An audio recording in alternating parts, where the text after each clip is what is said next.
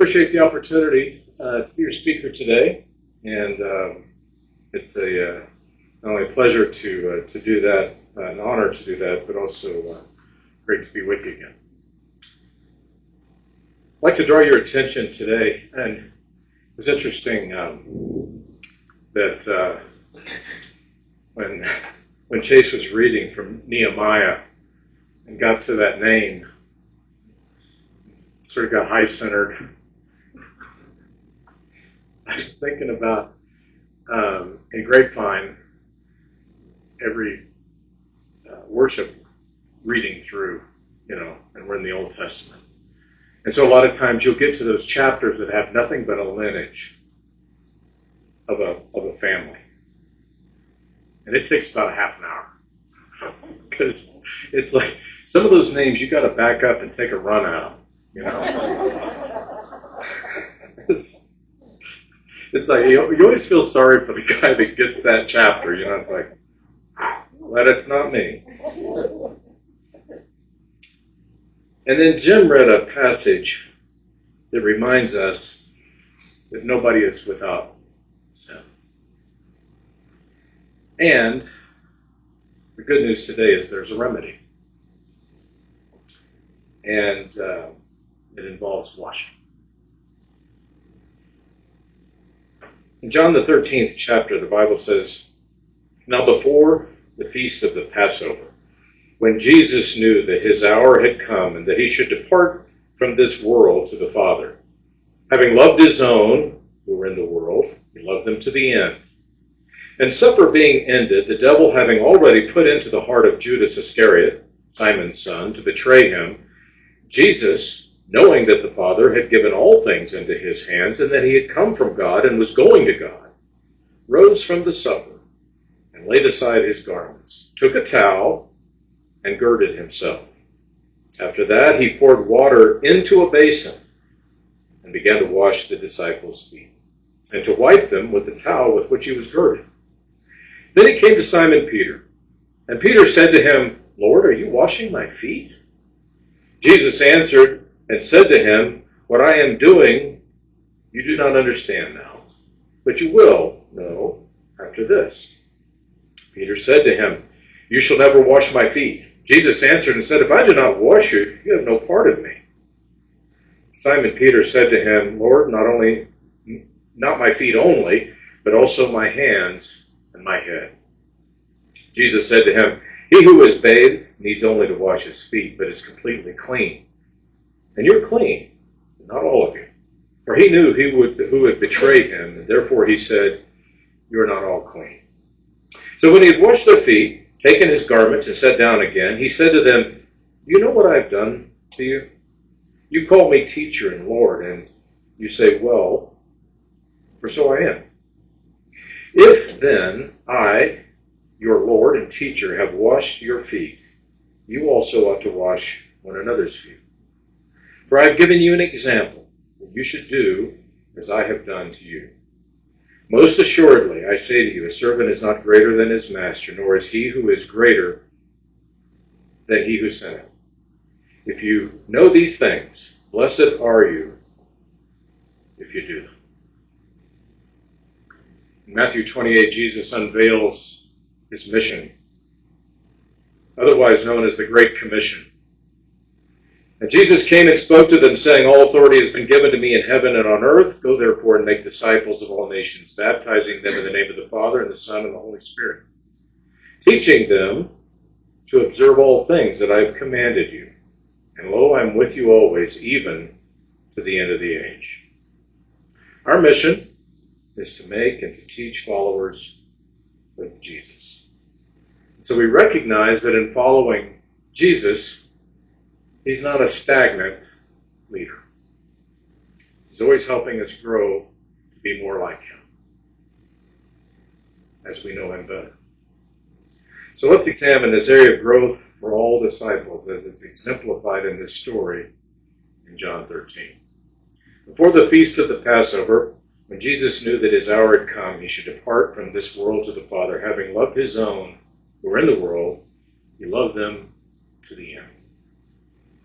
When Jesus came to earth, he's God in the flesh. And then in about the 30th year, he begins his ministry. He's got 12 close friends, disciples that he chose. He travels with them, serving and caring for the people. And every year, he's getting closer to this moment, to this ultimate sacrifice on the cross. And now we're not years away, not weeks away, not even days away.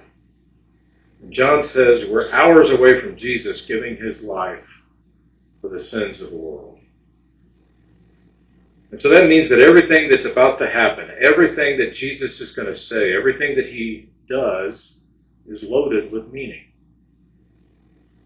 That's not to discredit anything else he says, but there's definitely a sense of urgency around this time. John is showing us all the intentional ways that he's trying to get across his main points to his disciples. These last words before that he's going to the cross.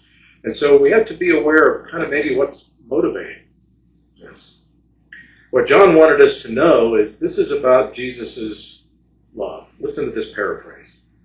All throughout his time with his disciples, Jesus had demonstrated a deep and tender love for them, and now he longed to show them the full measure of his love. Before we even see how he serves, we need to understand this. That love leads to service. To love is to serve. Love does. Biblical love is an action verb. It's a choice that we make. This is true, I think, regardless of your faith background or what you believe. Think about the people in your life that you love the most. Those are the people that you most likely have the greatest desire to serve. The people we love the most are the people we serve the most. The people that we're closest to are the ones that we're most ready to serve. So everything that we're about to see, everything that Jesus would do is motivated and begins from a place of love. And how would he decide to display this for his friends? Supper being ended, the devil had already put into the heart of Judas Iscariot, Simon's son, to betray him. And Jesus, knowing that the Father had given all things into his hands, that he had come from God, was going to God, rose from the supper, and laid aside his garments, took a towel and girded himself, and after that he poured water into a basin, began to wash the disciples' feet, to wipe them with a towel with which he was girded. A couple of things for context. To appreciate what's happening, what he's doing. And the first really doesn't require a lot of cultural translation. It doesn't matter your background, doesn't matter your age. I think we can all get on the same page on this one. Number one, feet stink.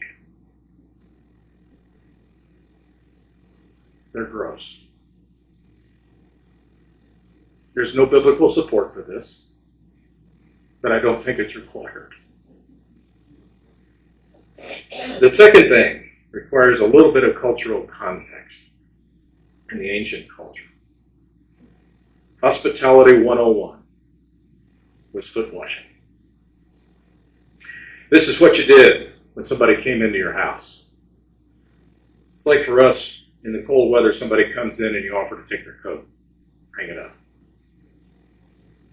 Just courtesy. But in this culture, it wasn't just a courtesy.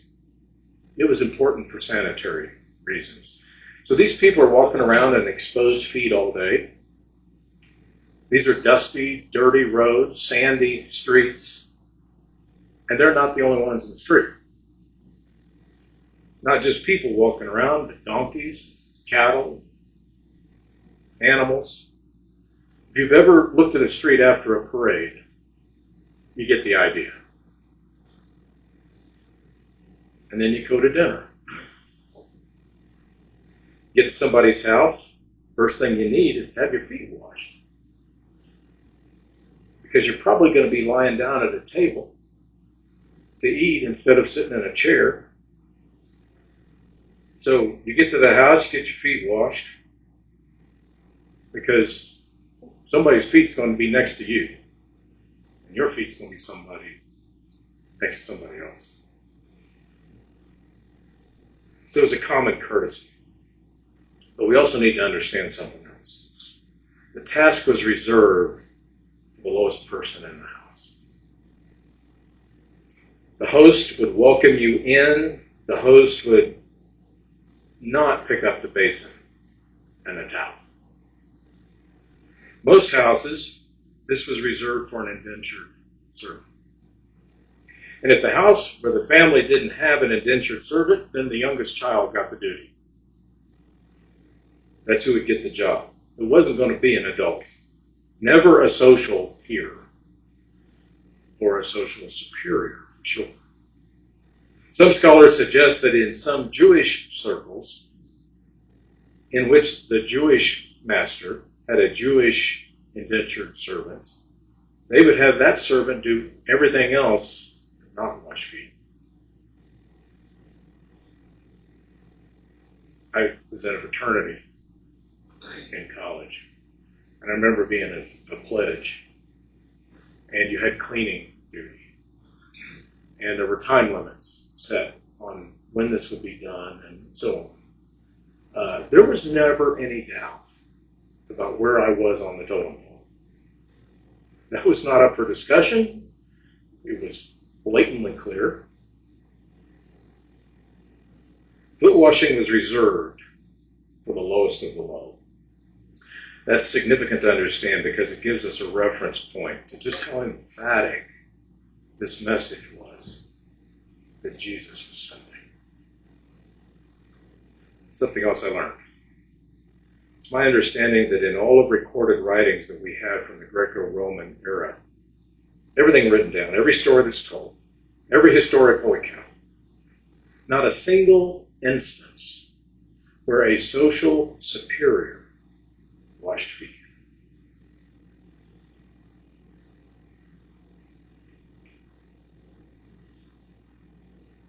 It doesn't happen. It didn't happen. Except right here. Until Jesus introduces this notion of servant leadership. So many have sort of romanticized this moment. We've got to understand, though, that isn't just a moving story.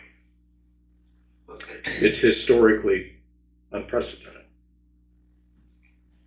And if there's anyone in history who needed a moment alone, not needing to be around other people, it's Jesus, because he knows that he's headed to a cross. If there's anybody who'd already given enough of their time, who'd already sacrificed enough, who'd already helped enough people, served enough people, it's Jesus. And really, hours before he's going to die? He's had 3 years going out every day to crowds who were full of sick people, people who were needy, and focused on their needs. So, if there's anybody with any authority, any social standing, the power to say, that's for somebody else to do, it's him. And yet, if you really think about it, if you think, this is why Jesus shouldn't be doing this, in some ways, you get to the very heart of why he should. Not that he should, but he was willing to, because his mission was more important than his status at the moment. But he also knew something. The Bible, in this very passage, reminds us that Jesus knew that the Father had put everything under his power. That he'd come from God, he was returning to God, so he knew where he came from, he knew where he was going, he knew his status. And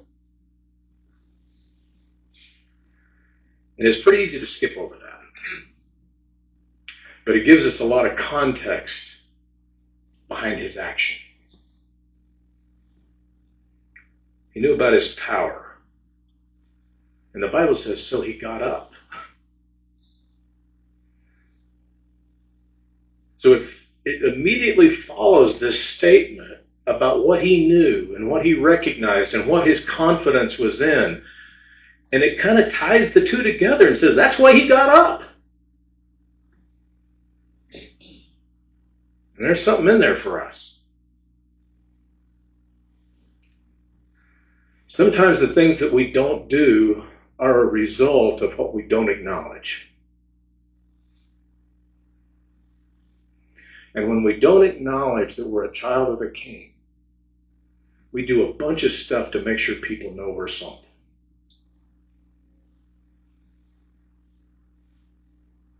When you're a child of the King, though, what he tells us is you're willing to be a nothing.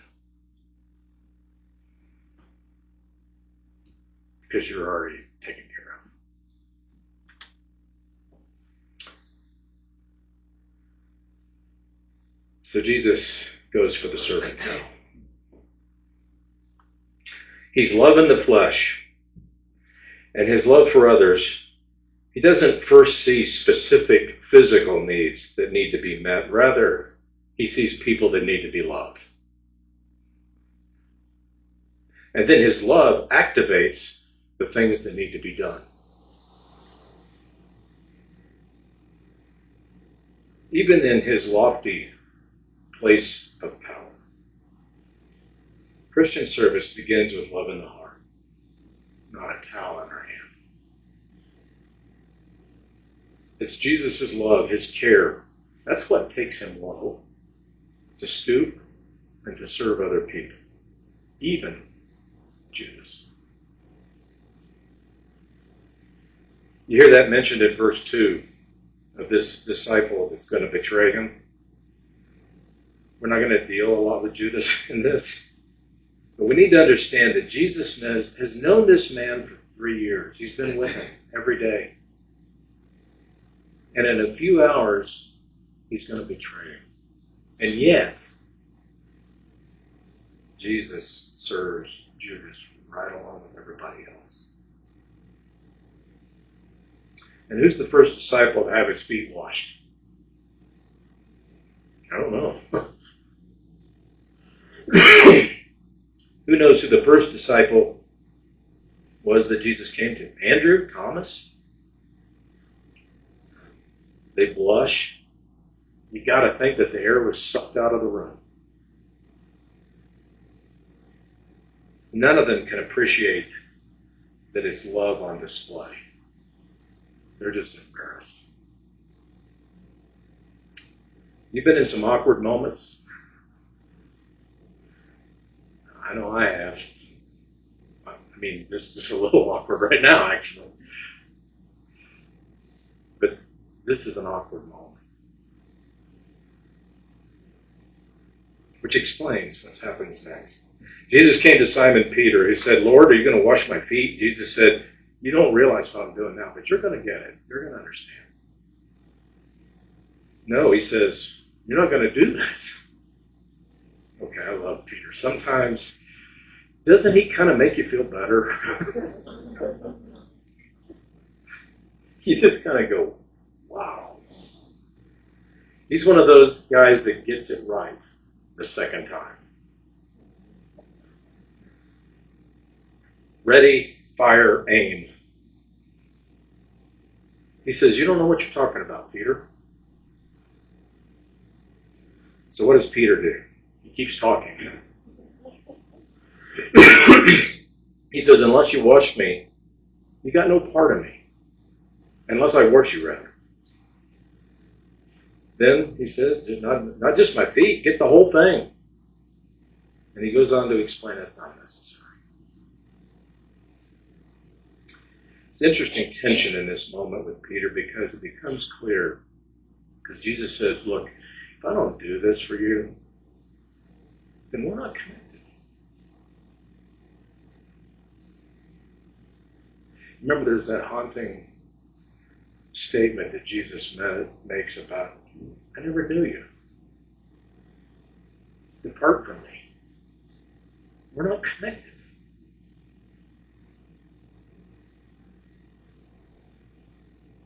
He's not just talking about basic foot washing. Something more he's getting at. And that's that only Jesus can wash away sin. Of course, Jesus, what he's doing for his disciples is not disconnected from, but actually points toward the ultimate act of service that he'll provide on the cross. And while in one sense Jesus is breaking social rank, showing humility, in another sense he's saying, this is really about what's going to happen. Because when it happens, I want you to get it. You think this is low? You think washing feet's low? This is a warm-up act.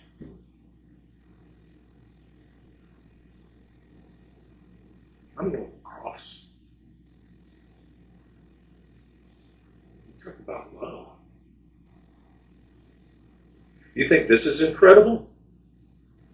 Taking the place of a servant? Pretty soon I'm going to die like a criminal. He's providing a vivid image, showing that there's this need that we have, that we need to be made aware of, and that it's not insignificant. And it's going to take more than soap and water. I remember coming out here as a kid, we'd go on these camping trips, and a lot of times my brother and I were responsible for gathering firewood. Fallen branches that we would pick up and take back for campfire. Never mind that we were probably breaking federal laws at the time in the national park. Pretty sure I would know that now. But oftentimes there would be like a pine limb that we would pick up, and it would still have a lot of sap. And I know you've experienced this. So you've done that, you've touched it, whatever.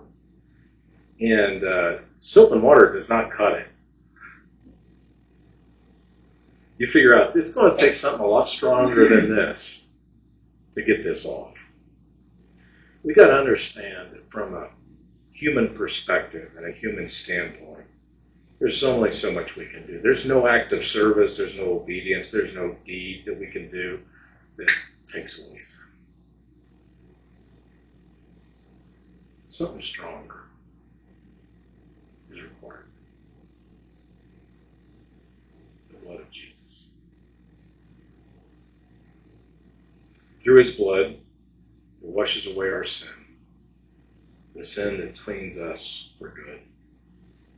And that's what Jesus is pointing towards. Here's why I didn't skip this part. It's so important in the context. Jesus is, through this act of foot washing, pointing to what he will ultimately do on the cross. And when we serve others in the Spirit of Christ, we're pointing to what Jesus did on the cross.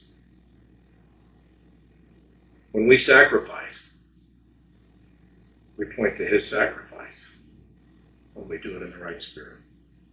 When we care for orphans and widows, we're pointing to the Lord who adopted us as an orphan and brought us into the family. When we humble ourselves, when we lend a hand to somebody, we're pointing to the God who helped us in our time of greatest need. When we wash others' feet, we do it in view of the one who made us clean. That's why Jesus said, when you do it for one of these, you've done it for me. We're led to serve others because of what Jesus did and is doing to serve us. He's washing Judas's feet. And soon Judas, the feet of Judas, are going to take him to the religious leaders after dinner, where he's going to carry out this plan to betray Jesus.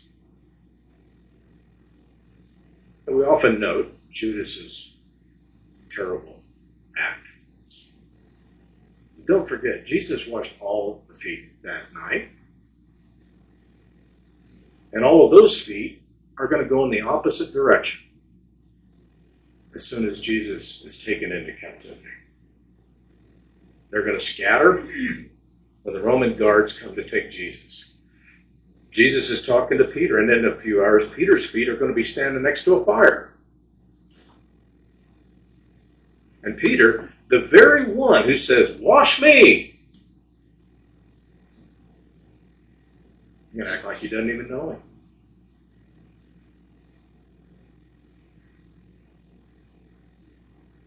It's easy for us to look back and read that and go, what were those guys thinking?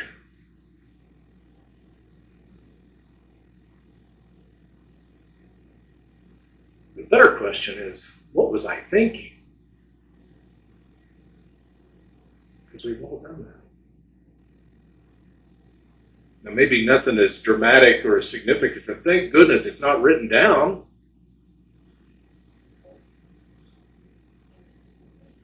But it's easy to look back on these stories and kind of go, man, hello, you were right there. Which is kind of the point. And I think Jesus does this stuff to make sure we get it. And these guys were with me. They saw people who were dead and now they're not dead. They saw people who were losing arms and legs because of leprosy, and they are not now. They saw that with their own eyes. They were right there. And yet even then, they could deny.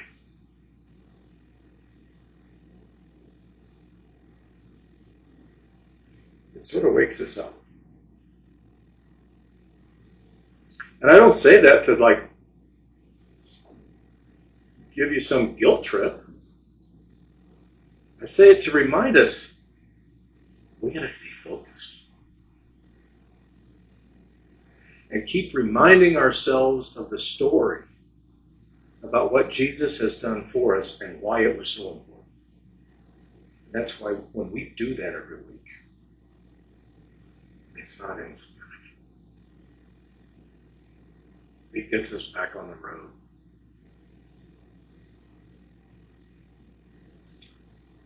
And that's what it took to make us clean. And what it really means for Jesus to love us to the end. And so when we serve, we do it in view of what Jesus has done for us. Having been cleansed, having put our faith into Jesus' identity as the Son of God who offered himself as a sacrifice, this ultimate act of service, what does that mean for us? What does that lead us then to do? Starting in verse 12. So when he had washed their feet, taken his garment, sat back down, he said, "You know what I've done for you. You call me teacher and Lord." And you say, "Well, for so I am. If I then, your Lord and teacher, have washed your feet, you also ought to wash one another's feet. For I've given you an example that you should do as I have done to you. Most assuredly, I say to you, a servant is not greater than his master, nor is he who is sent greater than he who sent him. If you know these things, blessed are you if you do them." See how this fits into the context we were talking about before? The customs of the day. Jesus is actually driving right into that. He's saying, if I'm your master and I do that, it's not below you. When we serve, of course, it helps others, but more importantly, it glorifies God. And it does something else. We receive joy. You know, even in secular society, there is this amazingly counterintuitive thought. Often you hear somebody say, "Well, I got more out of it, a lot more than I gave." I believe that's designed in, that's hardwired. It's one of the many indications that we have that Genesis 1:27 is accurate in saying we were made in God's image. Because it triggers something in us. We're wired up to experience joy when we serve. We look no further than the Bible in Hebrews 12:2. Jesus, the author and finisher of our faith, who for the joy that was set before him endured the cross. it also draws us closer to God. There's a lot of instances in life where we're given the opportunity to draw closer to Jesus. Surely service to others is one of those opportunities. So here's a takeaway in what Jesus says. He serves us so that we can serve others. And he says it simply, that it's an example that he put before us. Thinking about this, I'm thinking, okay, why did you choose to do it this way? If it's something you wanted the disciples to do, why wouldn't you do like what a lot of teachers do? You pick one of the students and you have them come up and demonstrate. Hey, John, grab a towel. I'm going to have you do something here. Peter, pick up the basin. And I thought, who are these 12 guys? You read over and over again the stories. These are 12 guys who are having this reoccurring conversation recorded in all 4 of the Gospels about who's the greatest of the group. They get this talk track going among themselves about who belongs on the left and who belongs on the right in the kingdom. Who's the favorite? Who's the most important? Remember the time when Peter asked Jesus, pointing to John, is he going to be around? And Jesus is like, what's it to you? You're focused on the wrong thing here. Who's the highest rank? So Jesus looks in this room, and he doesn't see just dirty feet. He sees proud hearts. In a room full of proud hearts, they would have mistaken the assignment to do a little foot washing as some kind of punishment or a statement of insignificance that would just confirm for the other guys, I'm not as high on the totem pole as you are.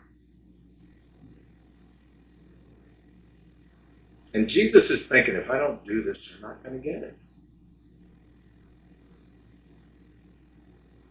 So, I've wondered, how many times do I associate a role with a level of significance?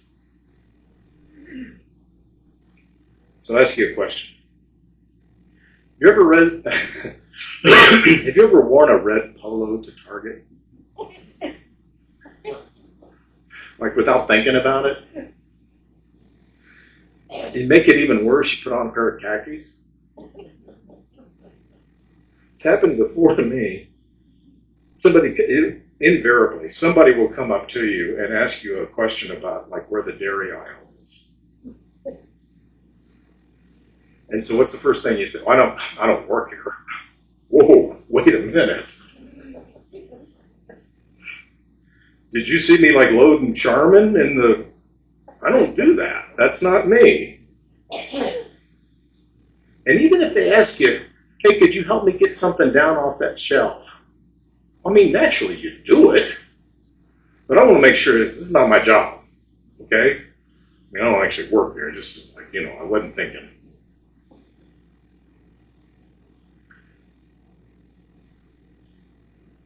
I'm happy to help you. Just don't think it's my job. Because I'm kind of above that.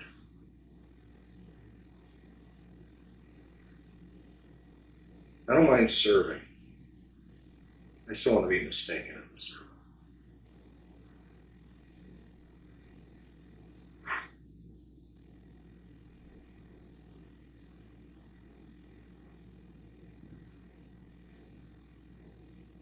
It's a problem.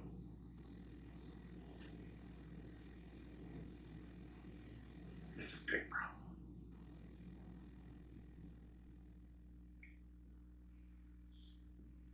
Because it says, I don't get it.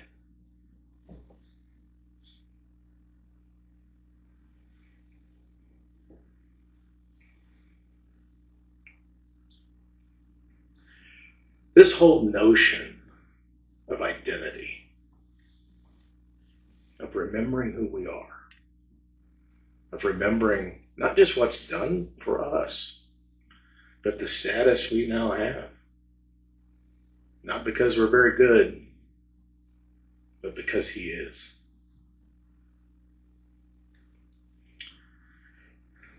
I sort of think that when we sort of shirk the idea of looking like a servant or someone who's lower on the totem pole, that's a disgrace.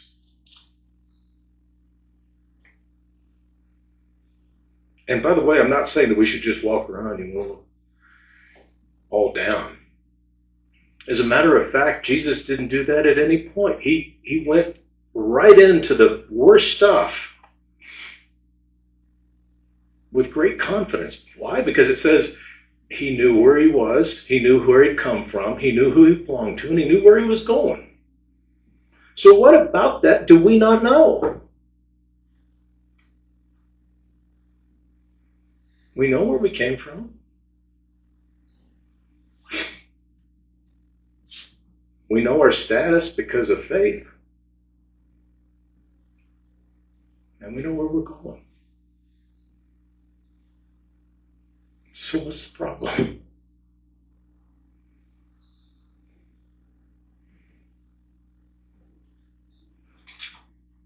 Put a little extra into it when he said, no servant is above his master. If I'm not above it, then it's sure not beneath you.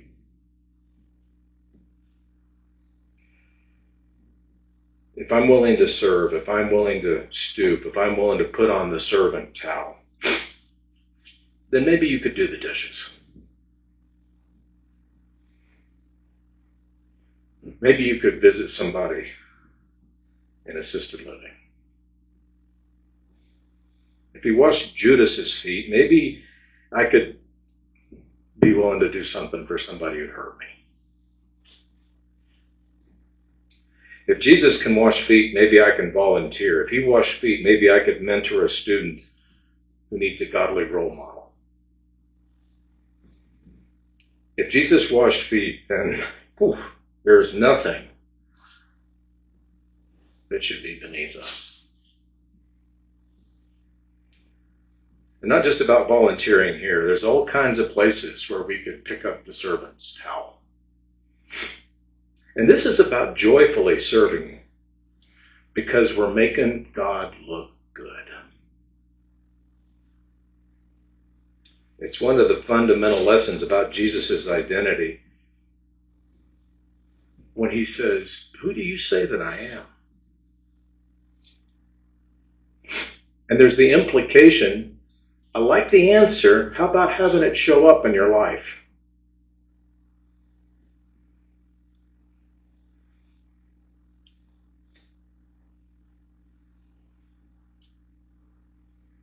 And when we do service for other people, and we do it to glorify God, we have to be okay with the fact that some people ain't going to get it. Most of the people who watched Jesus go to the cross didn't get it. But he went anyway.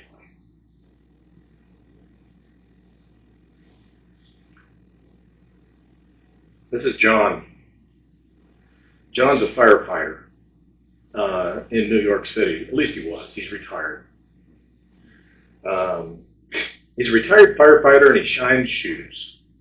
I thought this was a pretty good example. So one day, Sherry and I were leaving New York City, and this is back at the old LaGuardia. And so if you've been there recently, new airport, really nice. But this was the old place.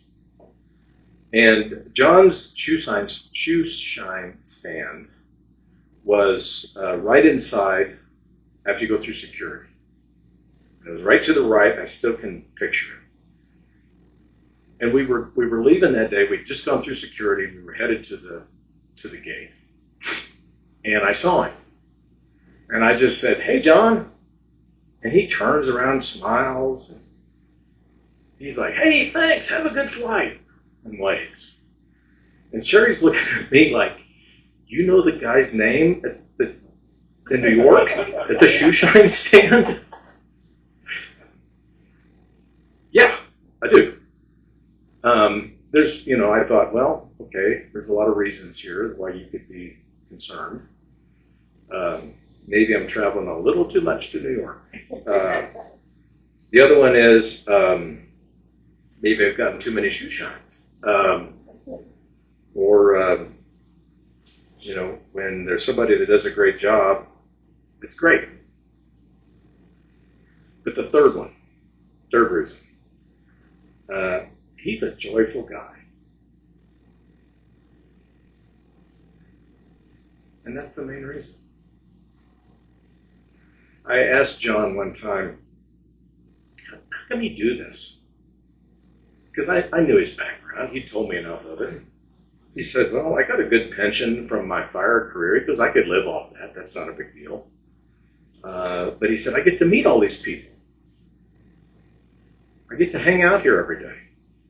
He said, they're stressed out. They're in a hurry and everything. And he said, I can kind of make them laugh and tell them a story or something. And he said, I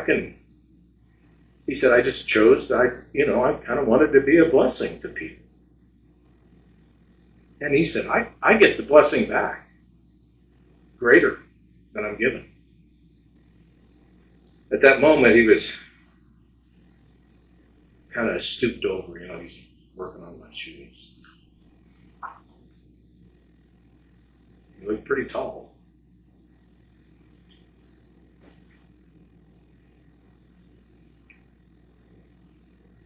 Here's what we need to finish. Jesus' question, verse 12. You understand what I've done for you?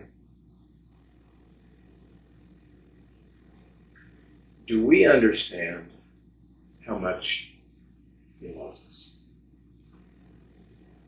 Do we understand that his love led to this act in which he has served us all?